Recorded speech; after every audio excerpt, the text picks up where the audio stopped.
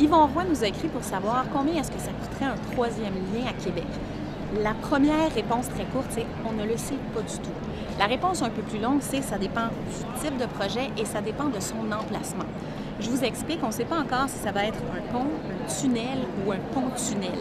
Et en ce moment, Québec étudie 5 corridors potentiels, donc pour un lien de transport routier entre la rive sud et la rive nord de Québec. 4 sur 5 de ces emplacements sont à l'est de Québec, 1 à l'ouest. Du côté des partis politiques, Québec solidaire dit « Nous, on n'en veut pas de troisième lien, on préfère le transport en commun ». Le Parti québécois dit « Nous, on veut attendre la conclusion des études en cours pour se décider, pour se prononcer ». La Coalition Avenir Québec, de son côté, dit « Nous, ce qui est sûr, c'est que ça va être un troisième lien à l'est et nous, sous un gouvernement caquiste, si on est élu, ça se ferait les travaux dès un premier mandat. » Alors que le Parti libéral dit « Pas avant 2026 » et on va attendre la conclusion des études pour décider de l'emplacement. Alors, si on revient au coût, combien est-ce que ça coûterait? On peut estimer en moins quelques milliards de dollars. Pensez au pont Champlain qui a coûté 4 milliards de dollars.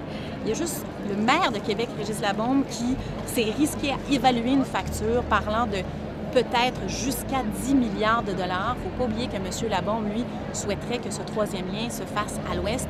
Je vous dirais qu'il va falloir attendre le 1er octobre pour en avoir une idée plus claire. Si vous avez d'autres questions, écrivez-nous ou des commentaires à vosélections@radio-canada.ca.